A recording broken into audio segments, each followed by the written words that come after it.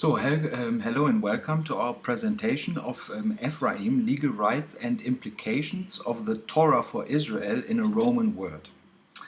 In a very practical application, how can the lost son come home to fulfill his destiny in Israel? So this will be a presentation on a person in the Bible, in the Torah for Israel. Ephraim is mentioned in the prophets, that he will be the firstborn son of God, basically. And there are various legal applications and rights for this person, the prophets foretold.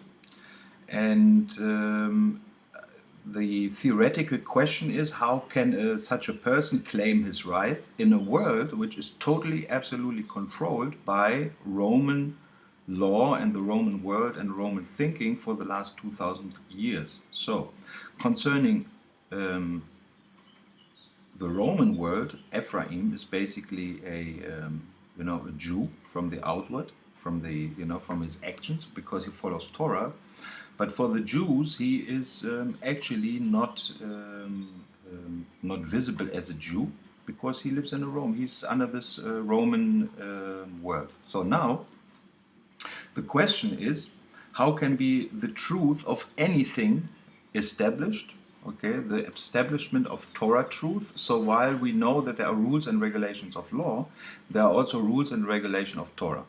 So first of all, the Torah is the oldest legal document. So you look back into any culture, it's the oldest legal document. Kings, regions, peoples put their hands on this and say, yes, as God help me, because they know that the God of Abraham, Isaac and Jacob ultimately created the universe. He is the one who gave us the spirit, and he gave us a conduct of moral laws and rituals to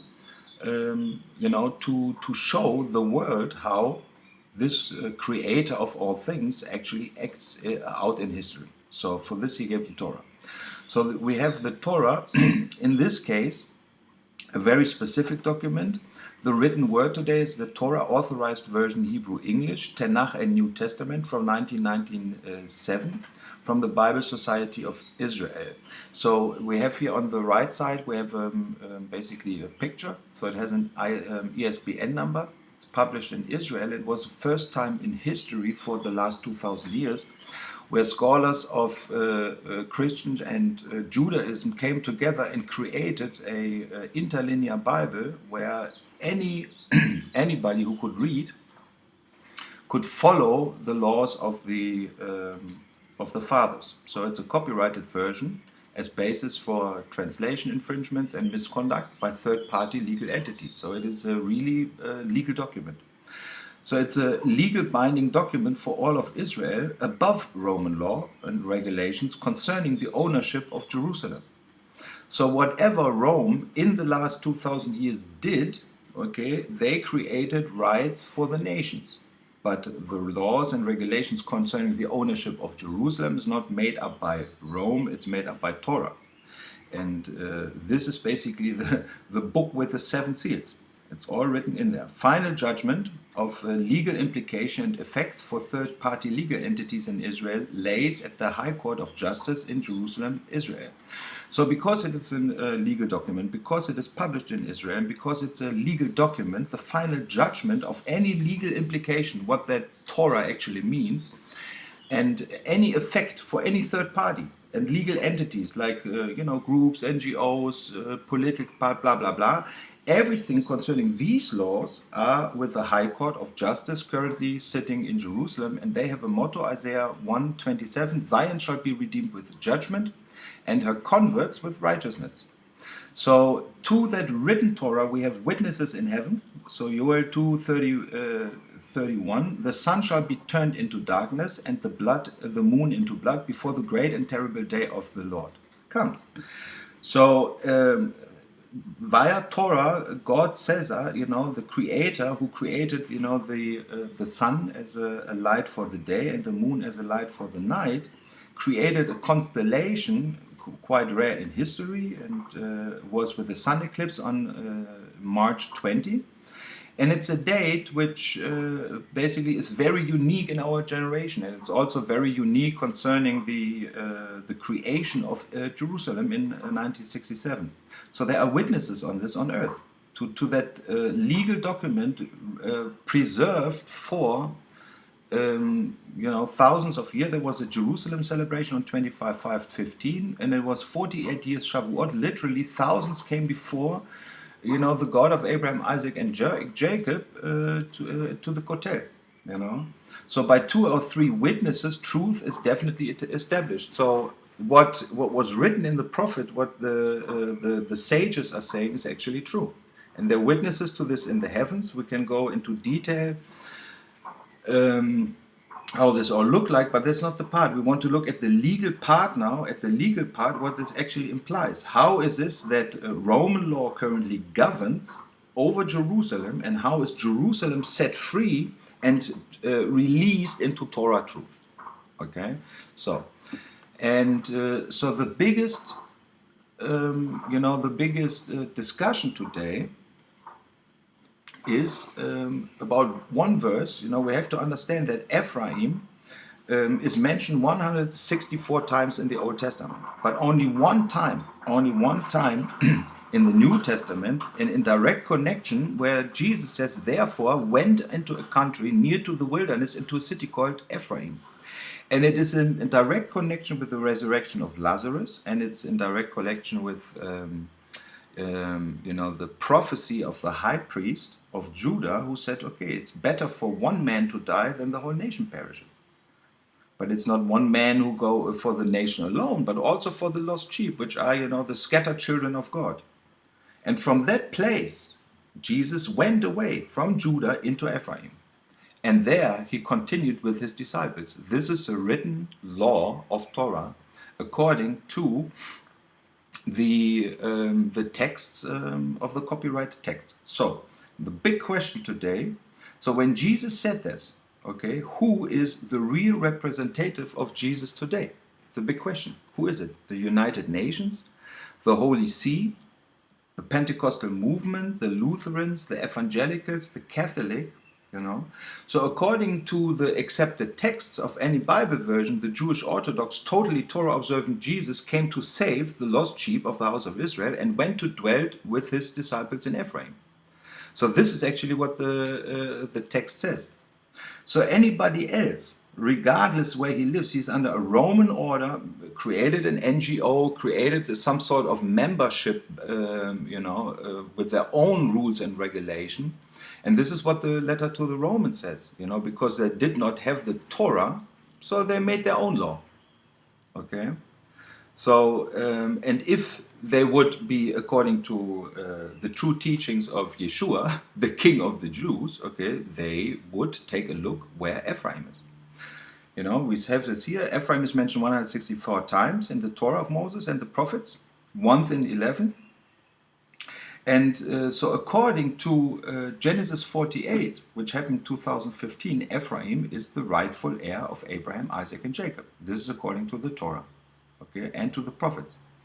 So now, this Torah reality goes totally against a different reality, the Roman reality, which are the heirs of what the Romans actually thought about a Pontifex Maximus.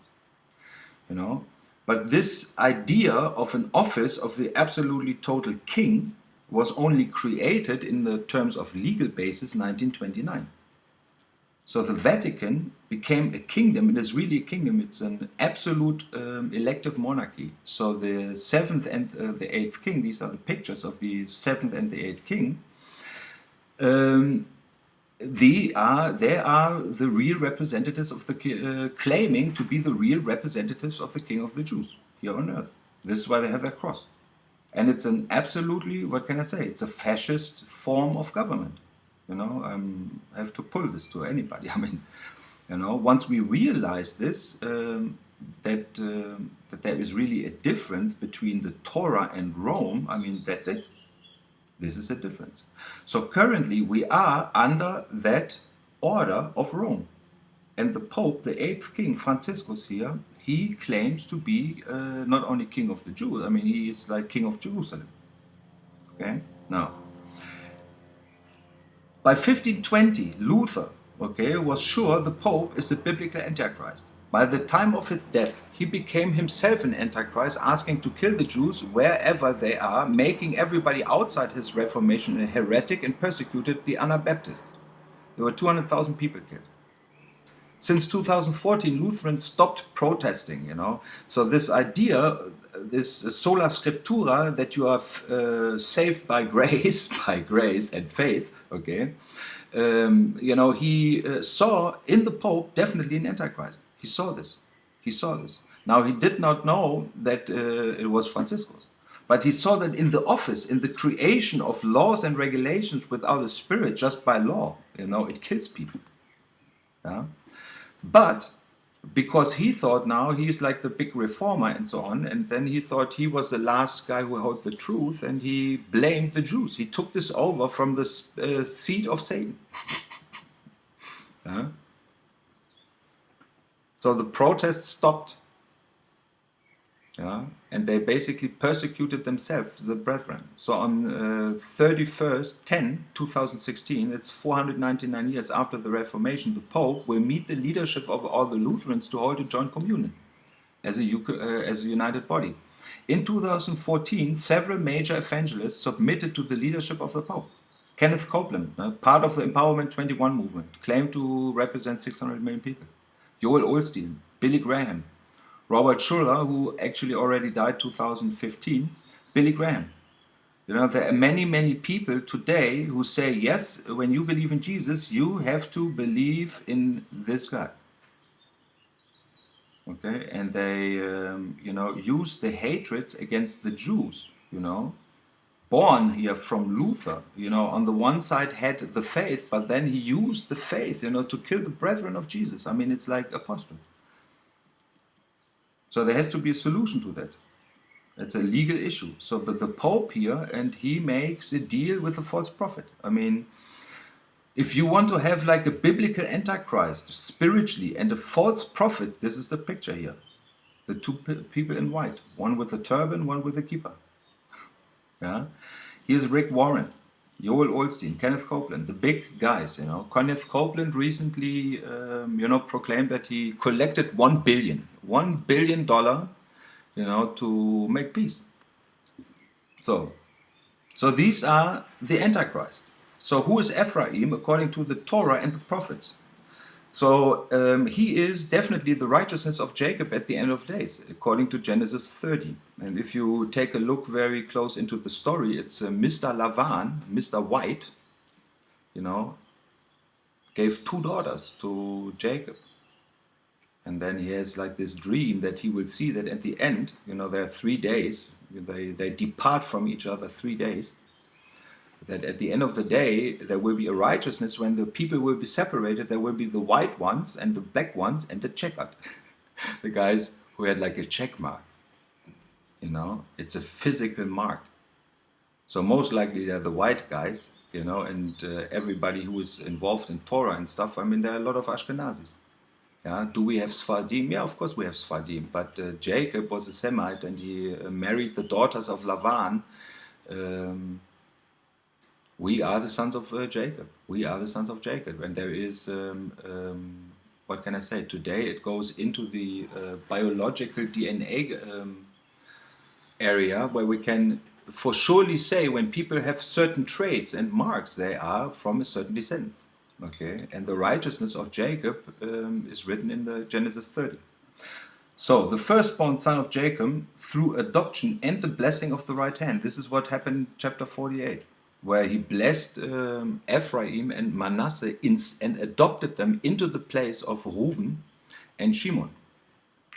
So he's a kingly priest like Joshua and a prophet and judge like Samuel. This is what came on because he was a kingly priest. Joshua took over, the Ephraimite Ben Nun took over from Moses. He was the right choice. It was not Judah. Yes, Judah had his role to fulfill. It was not Levi. He had his role to fulfill. It was not Shimon. It was not Levi. No, it was Ephraim. Yeah, through Joshua, and then the perfect thing was somebody who listens. Shmuel. Yeah. So Ephraim was there to listen, okay, and to there to bring all the lost sheep from all the four corners of the earth together and bring them into the land. Not by might, not by power, but by the Spirit. So he was a true servant of Moses and the Torah for all Israel. Yehoshua won. Jesus. God saves. Somebody out of your midst. The one who leads Israel into the land and into the inheritance. Again, Joshua won. And this is the role of Ephraim in the future. Yeah. So while everybody had his part to play, it is the part of Ephraim, like Moses, to go out and call for the nations and say, hey, the God of our forefathers, he wants to bring us back, and he wants to bring back us to Zion. To Zion. Okay. So, but the problem for Ephraim was that he was fallen through idolatry in Hosea 1. But he was also willing to repent in Jonah. He is a loved child of God, lost totally in his transgressions. I mean, he really, really, really messed up. Yeah, Jeremiah 30:20. So God saved Ephraim by visitation. This is John 11:54. I mean, if you want to be saved by Yeshua, by the one, you have to have a visit. You have to come, in order to be saved. First of all, you have to recognize that you need saving. You need saving. If you think that everything what you're doing is right, well, you execute power of Rome over your brethren and slay them and kill them, and you think it's right, well, then you cannot be saved, and then you have to be judged. You have to come to the conclusion one day, though you are the loved child of God, you did so many things wrong that you really need saving. So, okay. So Ephraim had to freely go through this. Okay, so he needed a visitation. So he's the firstborn son of Elohim, bringing the new covenant after all children of Rachel were lost. Jeremiah 31. So the children of Jacob, after everything happened to the children of Israel, according to Hosea, they said they will be lost. Nobody will recognize them anymore. When Rachel would look now for the loved son of Joseph and Benjamin, where would they find her? But then, he's calling the tribes. He's calling for a new covenant. He's bringing them out of Egypt. He's bringing them out of Assyria. He's bringing them out of Babylon. He's bringing them out of Rome. This is what Torah says and the prophets. Okay? So he's the promised last living stone for the fullness of the Gentiles. Now it's in Romans 11:25, the letters to the Romans. Ephraim is the fullness of the Gentile.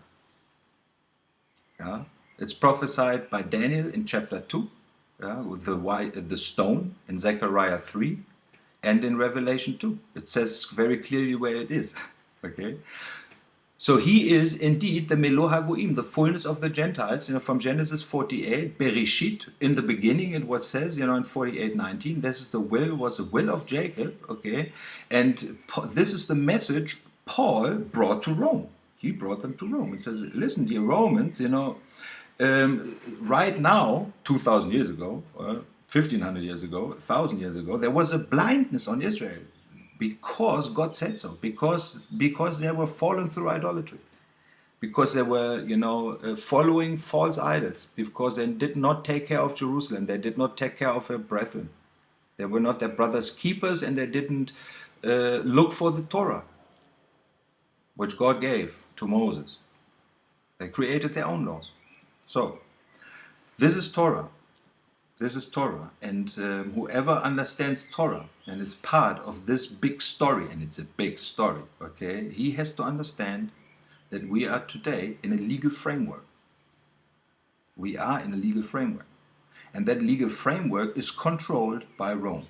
The Torah was given to Moses, handed down to our generation, preserved by the Jewish people in the original Hebrew language for at least 2,500 years. We know that the Torah, this is our birthright. The Torah predates any other form of legal framework. Still in use today. The Torah is the constitution of Israel. After 2,000 years of persecution by Rome against Israel, for the first time ever, we have the opportunity to change the 2,000-year-old fascist law of Rome based on debt and guilt into a Torah-based system of peace and forgiveness from Jerusalem. This is what the Torah says. This is where we want to go. This is the legal framework we're in.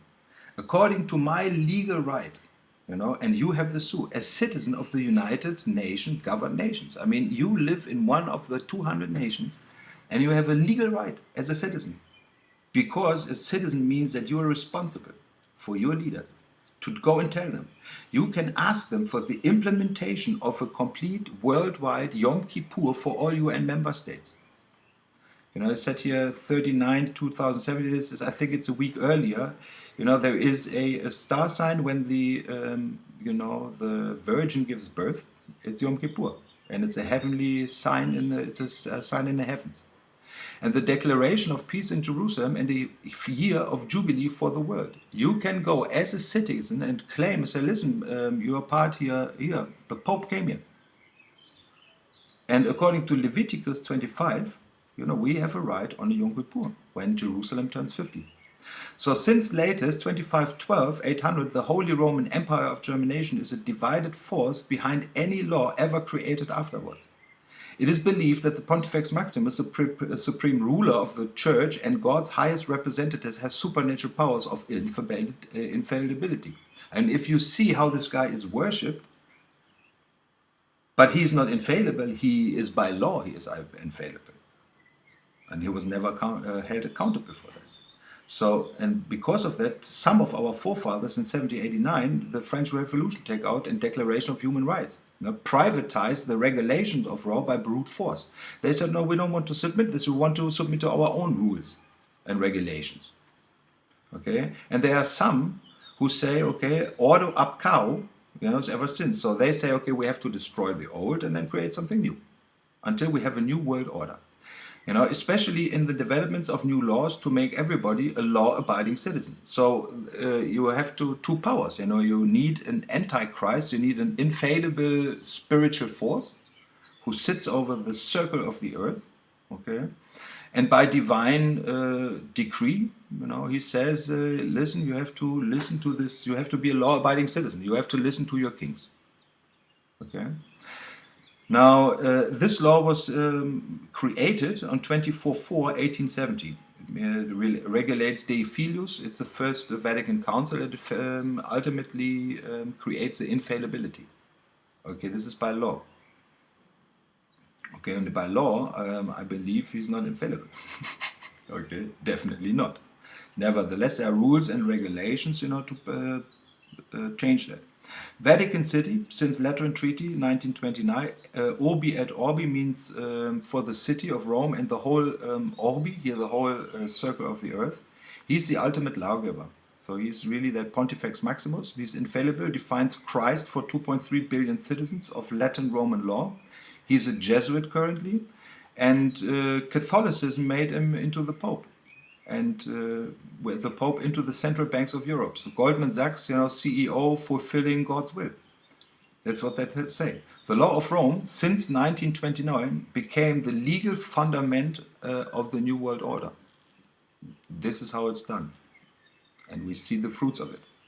So in 1947, we had a UN partition plan, Jerusalem International City, private enterprise, and is currently unfinished. So there was a private enterprise. This is, private guys who are sitting there and says, okay, 70 years ago, we want to make Jerusalem an international city. It must be a city of peace. Now, they didn't know how that worked, but they knew it had to come because they were reading the Torah.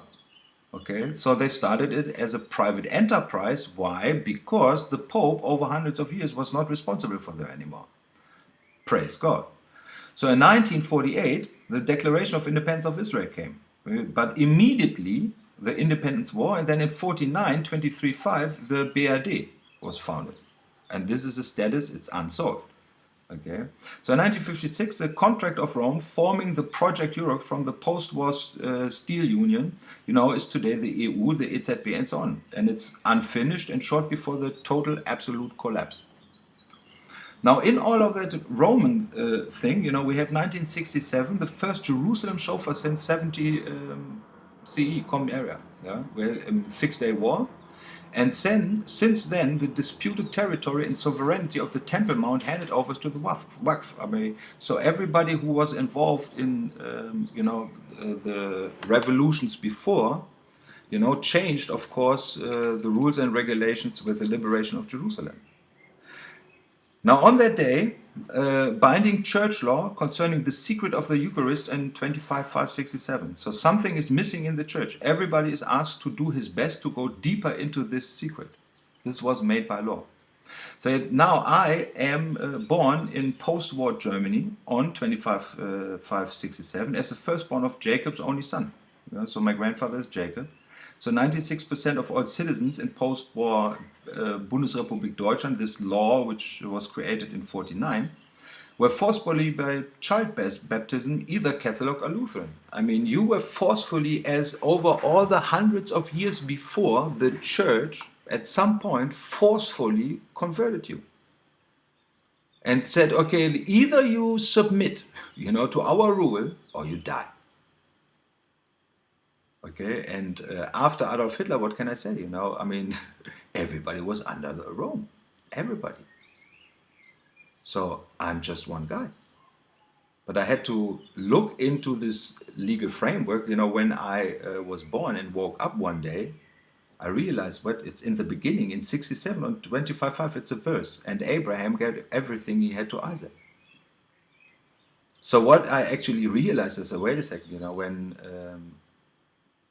when all these churches are doing these laws, what do I have to do? What do I do with my brethren? So in 73, Yom Kippur War, oil crisis, gold standard drop, U.S. bankrupt. So we see like a lot of things going on through Yom Kippur War.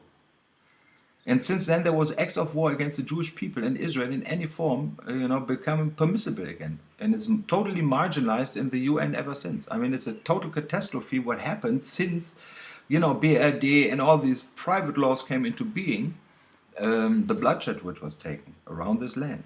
Okay, so in 1990, we had 2+4 treaty, and Germany became a company. 1992. The Lutherans declared in the Augsburg Confession from declared that the Augsburger Confession from 1530 is still valid. So baptism. So whenever you say, okay, I make a mikveh, I follow Torah and I get baptized in water. I make myself clean so I can, appeal God because I need a new understanding. I become Jewish, whatever. I want to follow the King of the Jews, and you get baptized. Well, then you are under death penalty. You go to hell according to the laws and regulations of the Lutheran. Okay, so everybody who did this, so there are legal bodies who are responsible for killing people. So I didn't know about this. So in 1994, I got open baptized. I get an open baptism by the Lutherans. So now my baptism name is Diebel. Okay, and there are laws and regulations concerning the name of Diebel because it's a name of a descendant who's written in the Doomsday Book. Okay, and one of our last known descendants, okay, was the last king in the Kingdom of Jerusalem, of Europe, in 1241. So by baptism, according to the rules and regulations of law, I'm a descendant of the last king of Jerusalem. Quite interesting. Yeah. Now, of course, this is the legal framework. So when you, on the one side, understand your position in the Torah, what you have to do in this legal framework, then you get proof, that we have church documents, registration forms. I mean, so when you are baptized, you have a history. And then you have a history to find out, So now in 95, I actually went to court in Amtsgericht Düsseldorf, according to 1480, declared I'm priest of the Most High, like Melchizedek. Where I said that, I didn't know anything of this. I just know I wanted to follow Torah. I knew that I was in this legal framework, but I didn't make it. I didn't even know how to act in this framework. Okay, so in 1996, October 3rd, I actually totally left Israel, and what can I say? I'm definitely, came as a totally, absolutely, complete unknown and foreign law. I didn't know what to expect. Israeli immigration law, Rabbanut, Shin Bet, Mossad, IDF, Church in Jerusalem. from all the worlds, hundreds of denominations, anti-missionary laws, Israeli High Court of Justice, past history of Jewish-German relationship. I didn't know anything of this. I just knew it has to do with the law. So out of that was born by the Spirit in 2000 the presentation of the word from Jerusalem to Ariel Sharon and the Torah from Zion. It was published in 2001. So according to the legal framework of the Torah, okay, this is a precondition for the judgment of the nation, and it's recorded in Isaiah 2 verse 3 and Micah 4.2. Yeah. It's a right of the firstborn to do that, and the proof is made now after these years. You can go back. In the year 2000, the Pope came to Jerusalem. This Pope came to Jerusalem. And a website, I did the website. So I knew, I very, very went deeply into this thing, and the website back then, the meeting was created by the Elijah organization. I think it's elijah.co.org. No, C-O-I-L. Org-I-L. So like an Israeli domain.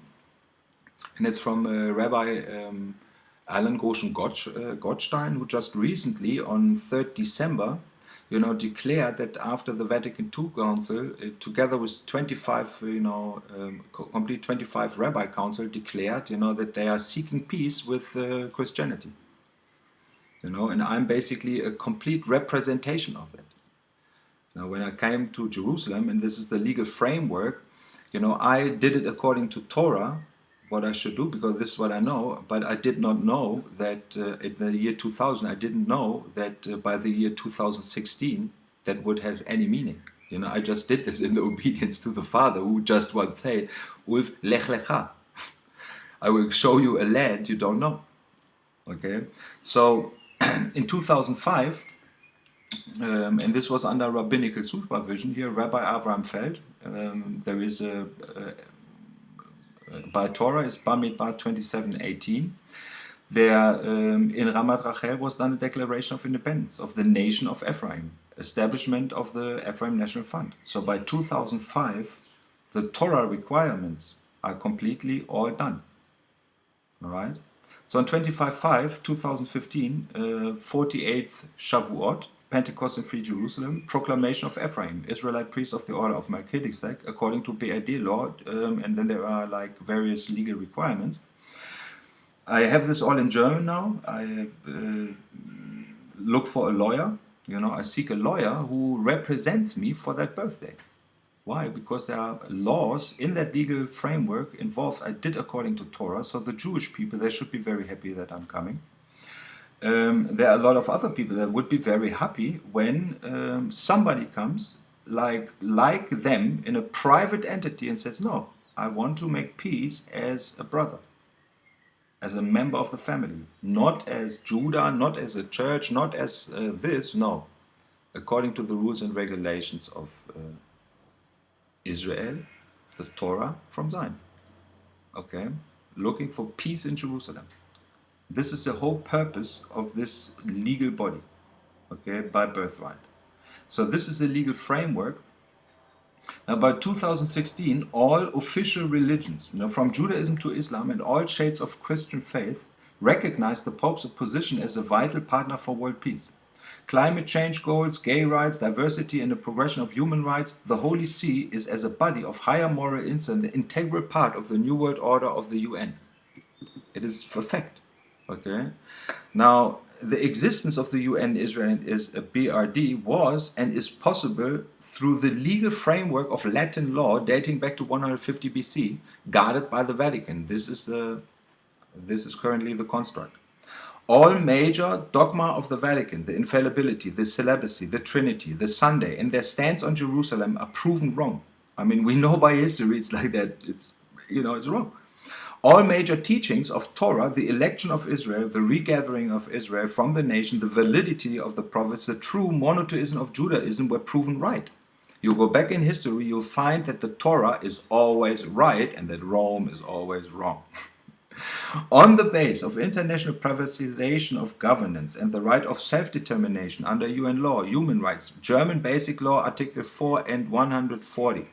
Ulf Diebel, since, born 25/5/60, acts in negotiorum gestio Ephraim towards any third-party entity. So this is the legal framework. This is my position.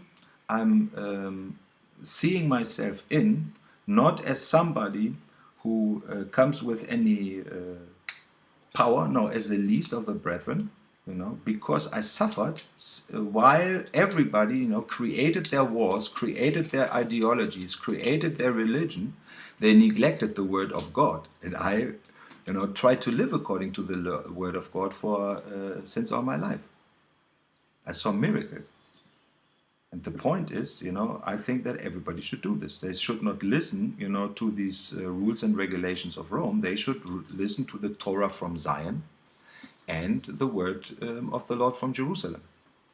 So, and since the year 2000, there are various, people and organizations and powers involved who are looking for a solution for peace in Jerusalem. And this peace in Jerusalem will not be possible without Ephraim.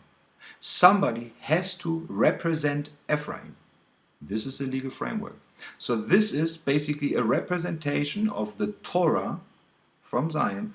How do we get there, to bring really this Torah from through Roman law by legally taking on the legal position of the Pope as King of Jerusalem, as he claims to be right now, and solve the mystery of the age.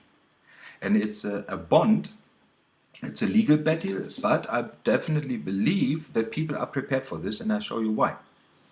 Okay, so in Daniel 2, we read that there is a golden head, there is a silver crest, a bronze waist, long iron legs. Now, the 10 toes iron clay, the re-emergent 10 tribes of Israel are not deceived by neither Rome nor Athens. So these two legs are basically the Democrats and the Republicans.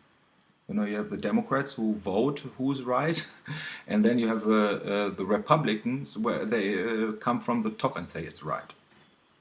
But there are people in there, who are drawn to this Torah, to Zion, to Israel. They're drawn to the God of Abraham, Isaac, and Jacob. They cannot stand this law. It's totally impossible for them. And they see the miracles concerning Israel, and everybody is drawn to Israel.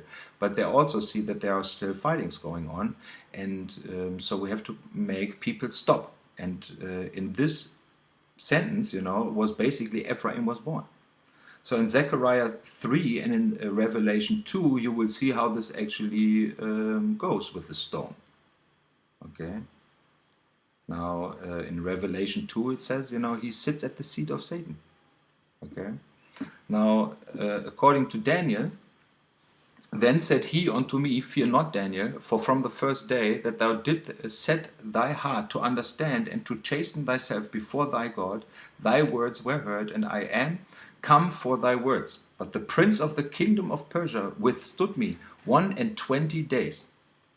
But lo, Michael, one of the chief princes, came to help me, and I remained there with the kings of Persia. Now I am come to make thee understand what shall befall thy people in the latter days, for yet the vision is for many days. So we see this in Daniel 12 to 14. Now, you see that this vision, okay, is for many days. It's for many days. And when it ends, there is somebody, okay, who set his heart to understand these matters. In all this over the ages, at the end, this is the stone from 25:5. It's the date. It's not who's behind this, it's the position by law, by rules and regulations. And now the question is only how are we able to connect this?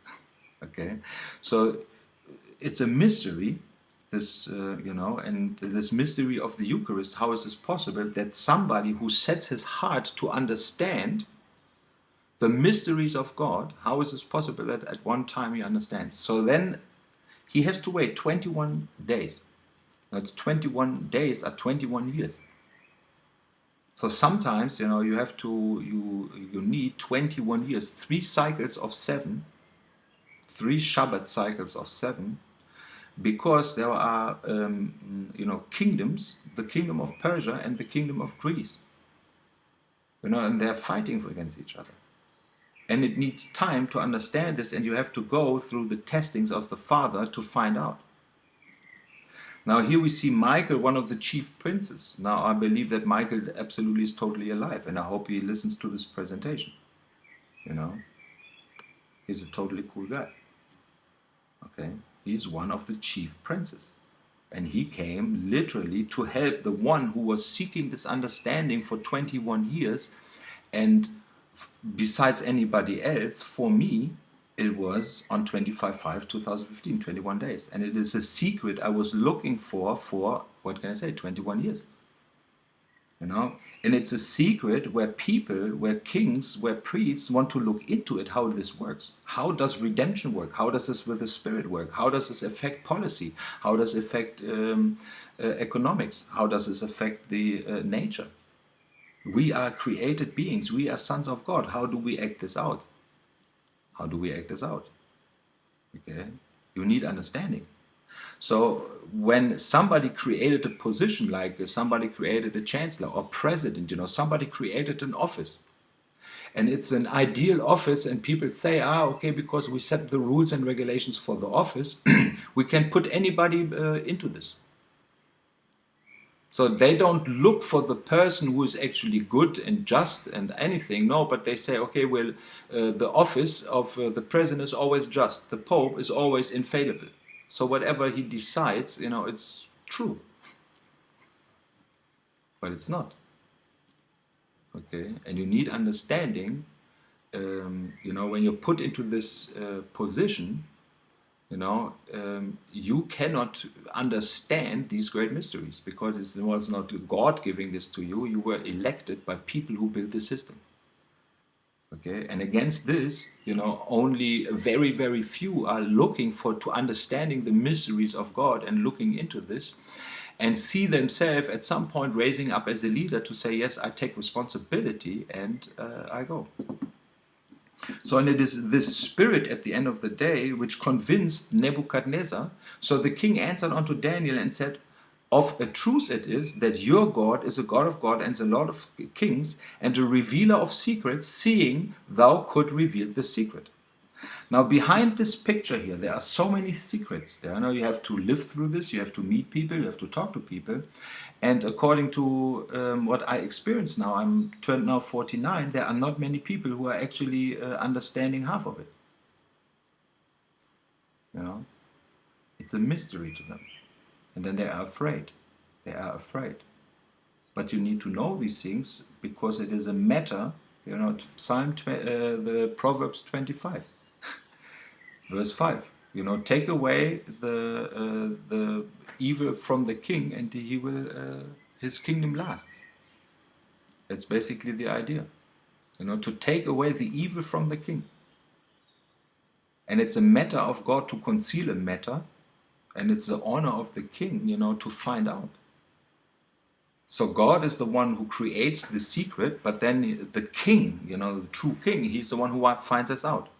And then even the king of kings, Nebuchadnezzar, has to say, no, Daniel, what can I say? You were right.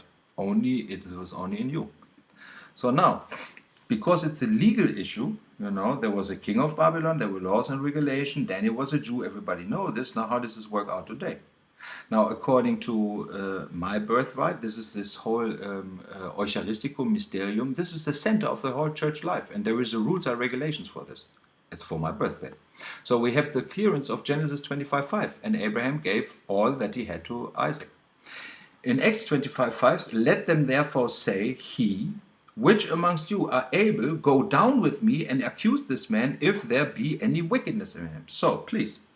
So this is really a court case. Like Paul at some point said, listen, I don't want to be beaten. Because I'm not talking with, I'm not fighting with my Jewish brethren. I'm not, I want to keep Torah. But because of Rome, we don't live under Torah. So I have to talk to the Caesar. And then we have this, I appeal to the Caesar. Okay? So in modern times, nobody did this. I want to do this. I want to do this. Why? Because I found all these secrets. So in 94 I got baptized and found out later that it's a death penalty for the Lutherans. In 99 I started the first guy coming out of the nations, coming from North, because the Lord told me so, said to all Christians and said, "No, you have to follow Torah." Jesus said you have to follow Torah. You cannot turn from the left, you cannot turn to the right, you cannot add anything, you have to follow Torah. Okay, it created a huge discussion in Germany, which took ripple effect to the last four corners of the world. Okay, so in 2000, I gave the word from Jerusalem to Ariel Sharon. It's a publication, and it was born out of the Spirit. Now, for all that, it's I suffered a bit. Okay, why? Because I was blocked at some points. There are things happened, you cannot explain if you haven't, you cannot invent this. Let me put it this way. So, because I was kicked out of the United States and hindered into the entrance of Israel, I went through basically 7-8 years, through very, very bad, bad experiences. Okay. Now, on a normal legal issue, I'm guilty of everything, but it's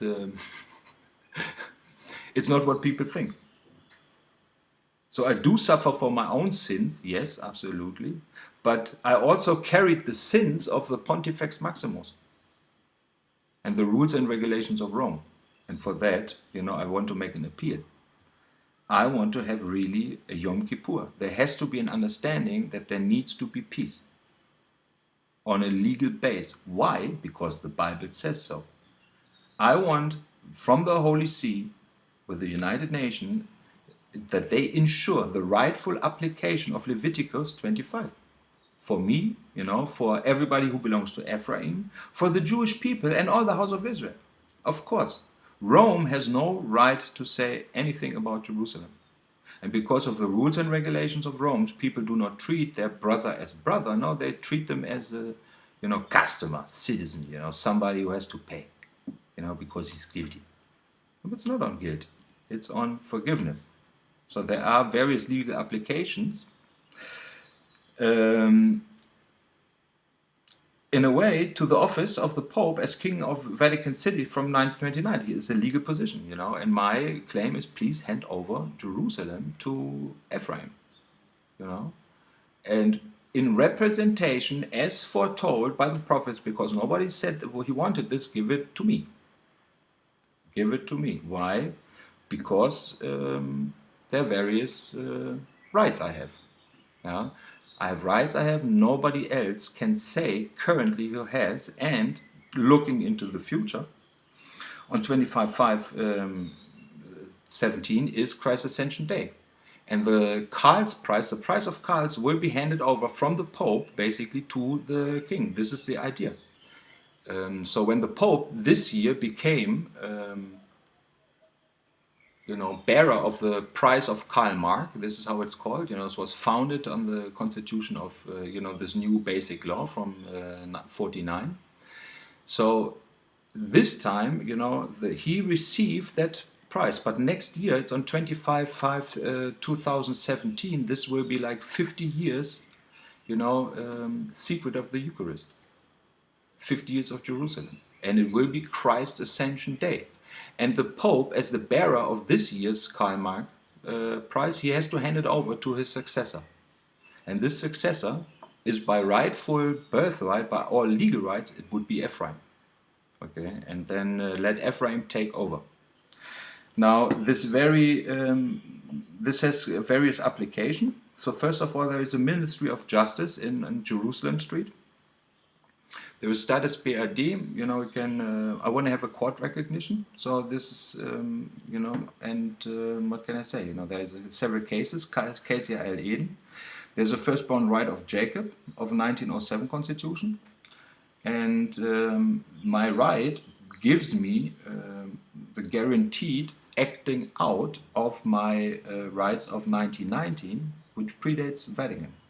Okay, it's very important to understand.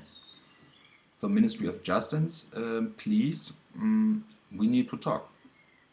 Because according to the rules and regulations of Torah, our Chancellor swears by, Vatican should, all the diplomatic ties, everything what happens with Josef Ratzinger, hand over to the judgment of Ephraim. So, there are current things with the Rabbanut. There need to be a solution for the daughters of Zion. Here are the names. There need to be a Brit for Ulf and a Brit for his my firstborn son Daniel. I want to give a presentation of Ephraim's Torah to the leaderships and elders as a message of peace and reconciliation, and plead for Ezra 7:23-25. So I do not come to convert anybody. I just want to tell you that I'm part of the household of Israel, and that there are many people to come who have a thirst for the Torah, and they need forgiveness. And we want to make peace based on a new covenant, as prescribed in Jeremiah 31, and bring a true Jerusalem Jubilee. There are various people involved in there. There are living stones out there in form of the Temple Institute, the Restoration Movement. Ephraim, shofar. Via my shofar factory, I'm able to explain you the whole thing with the House of David. Because Eli Perez, one of the rabbis, he claims to be the descendants of King David. Has a big society, Perez society. So, according to the legal rights, there has to be a meeting with Benjamin Netanyahu. Okay. Now, I want to base this on the 4th of September 1997, because this is when my son Daniel went through the triple bombing of Ben Yehuda. My wife was there. She was pregnant. He was he was born in December, but he went through the fire of that aggression against the Jewish people in Israel and Jerusalem. And I made a vow, and I have to fulfill my vows. I made my vows to God, to the God of Abraham, Isaac, and Jacob, and to the God of Benjamin, his right hand. So, and I have to talk to him. Now, that's a big problem, I don't want to send him a letter and say, hey, invite me. It's like I'm shouting this out now.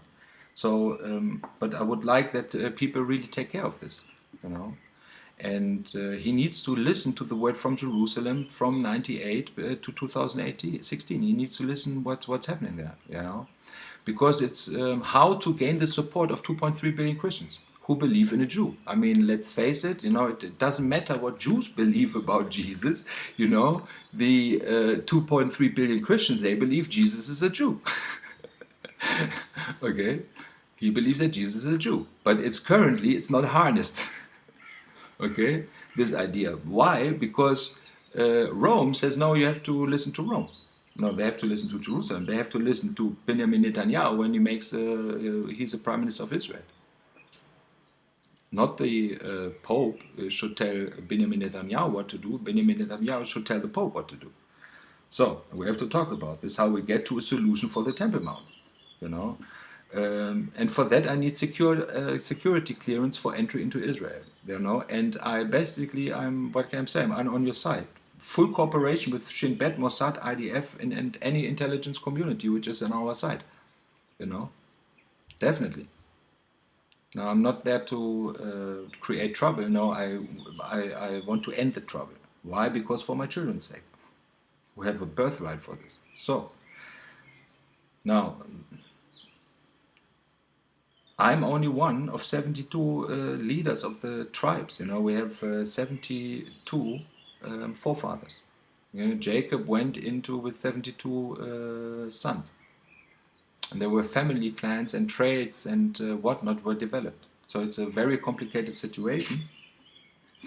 But what has to be clear, that these relationships, can only be healed on a familiar basis. We have to understand that we are really, honestly, truly family.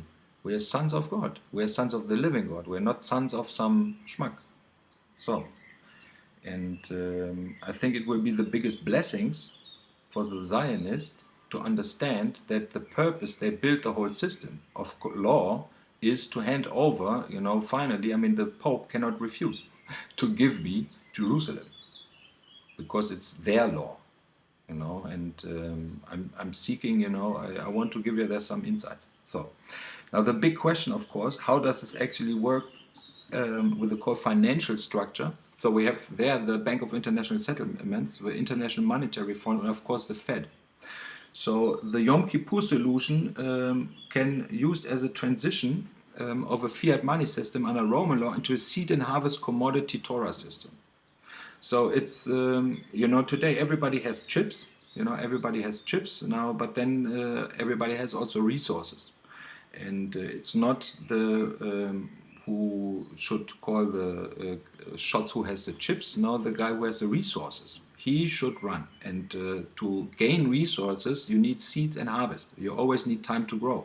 You cannot have a linear growth. The linear growth is shit. We need exponential growth, and exponential growth cannot be created by derivatives. It only can be created by seeding a seed, and I'm meaning really take care of the nature and harvest out of everything the nature gives, according to the laws and regulations, not of science, according to Torah, with science. Okay? Now, will be a fair transition, and I believe the bankers, they know that they're in deep trouble. There's, you know, they are fearing the transition time from the time the exponential money growth system fails. So I suggest, you know, we do this quickly. We'll be Zion Jubilee year, Yom Kippur, joint reset of all central banks, and we come to a gold currency among states. So there will be a fair value evaluation of every state, you know, and silver currency among people. We stamp nice coins, have good weight, you know, for everybody. Silver for the world. So, and Ephraim takes on the presidency of the Bank of International Settlements to help kingdom states and multinational corporations to get out of debt. Okay, so I believe everybody wants out, but they don't know a way how. So I took a look. Last time I checked, the presidency of the Bank of International Settlement, which was created, I think, to settle the debts of the First World War, was vacant.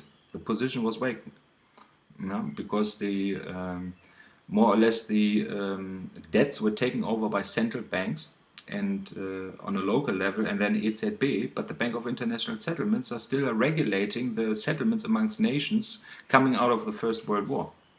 And I think, you know, because the First World War dealt with gold and silver currencies, you know, when we can put our heads together, you know, it will be a very good business for everybody. And of course, the banks, you know, the good bankers, of course, they will make their money, of course. The gamblers, well, when you gamble, you shouldn't gamble. When you gamble, you can lose. Bam, you know, that's easy as is. But good bankers, you know, it's a blessing for the world. And you can tell me whatever you like, but you know, the illumination guys, you know, they did a great job. They built a great system. But they need Ephraim to give them like the spark from heaven, you know, which is currently thought about the Pope. It's not the Pope, it's Ulf. So, the United Nations, they have to do this anyway. You know, so Jerusalem question will be regulated according to Torah above the law. And this is where your faith put in. Yeah, I'm telling you now all these legal issues, because you have to get active in your country. So when you're from Turkey, you go active in Turkey. When you are, you know, wherever you are, you have to be active and say, hey, listen, you know, please take out the Holy See. And please let the Pope give this, you know, this the organization of the church and everything, you know, do not give it to the Pope. You know, let the Pope hand the price of Charles Mark to Ulf. Okay? And then come to a resolution to the Jerusalem as international city. So the right the Pope has to speak there, I have that too, because I fulfilled Isaiah, you know. So this is my message to Putin and Russia. You know, they put up the gift to the United Nations, to the USA in 1956, swords to plowshares. And in 1980, that became a motto of peace in the former Democratic Republic. So in that same year, Berlin became a city of peace, though there is a seat of Satan and the entrance to Babylon, the Ishtar Gate. Okay.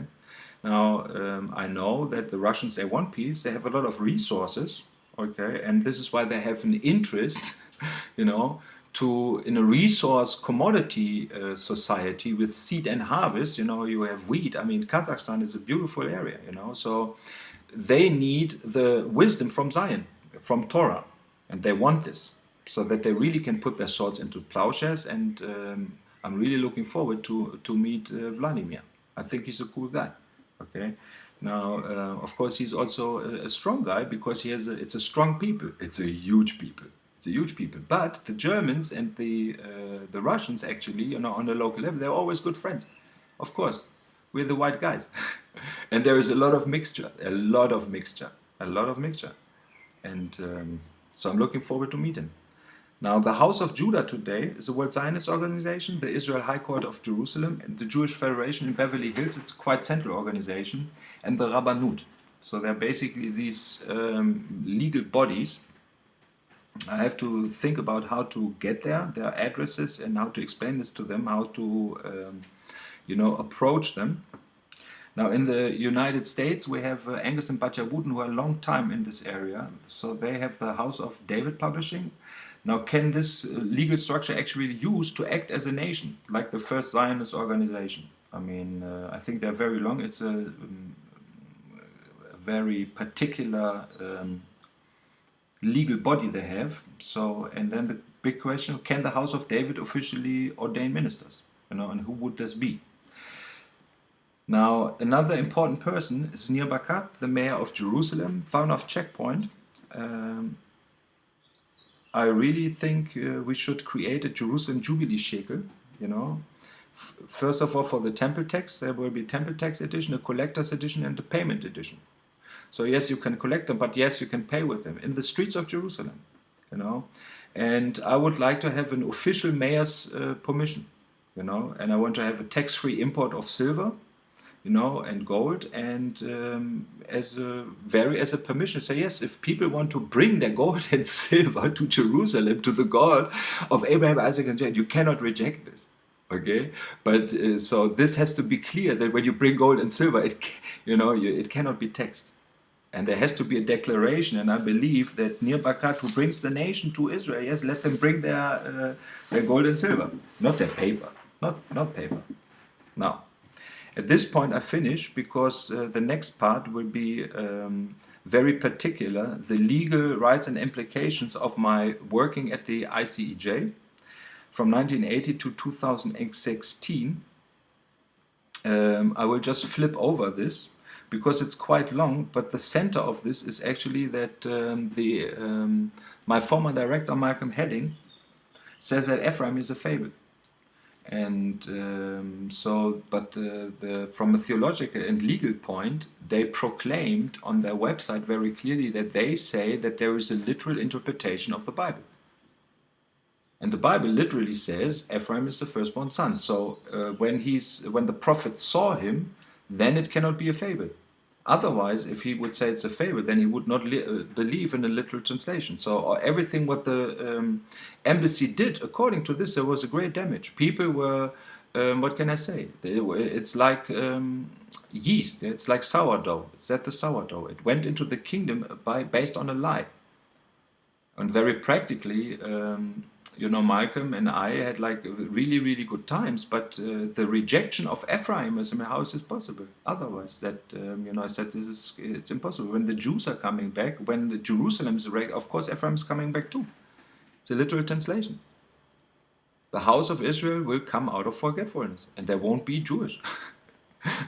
So, and this is the whole point. Okay, now there is a lot of things going on.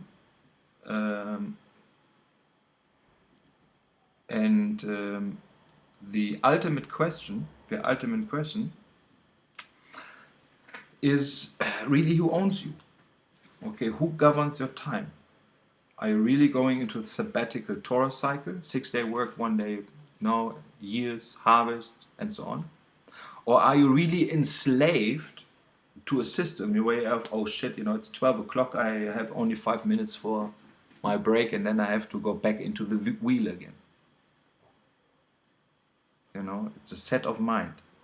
It's a set of mind. Now, in our absolute diverse world, the creation of peace in Jerusalem, I think, is the highest honor, is the highest goal anybody can do. Because when we create peace from Jerusalem, in Jerusalem, then that peace will go out into all the world, because people do not know what's there. They read about Jerusalem, they read about the Pope, but they never met the people. They never went into the law. They never studied this, because they were so busy following the rules and regulations of that little wheel that they never stepped out and lived in a tent. They never did this. And now at the end of time, we know that we cannot follow Rome anymore. We need freedom. And we need to know how this freedom goes. And that freedom is written in the Torah. Jesus showed us how it goes. Moses showed it how it goes. King of David showed us how it went. There is cost involved. There is work involved. We have to be watchers. We have to take care of our brethren. But we create, with the peace we create in Jerusalem, we create from there, the wisdom of the ages from Zion out into the world. And this is what it's all about. Now, why the ICEJ is involved in this, how everything, will be on later slides. At this point, please support Ephraim. Support Ephraim. Pray for Ephraim. Participate in Ephraim. When you are Ephraim, for you, now it's the time where the Lord really wants to bring us home. And whatever you might believe, it's a legal issue. And according to the laws, I have rights in Israel, and to be there and to ask these questions like hardly none of us in the world. And this is why I ask you, please support me. Please support me. Let's return to Zion, and let's bring deliverance to Zion through justice and righteousness. Thank you for listening. Talk to you later.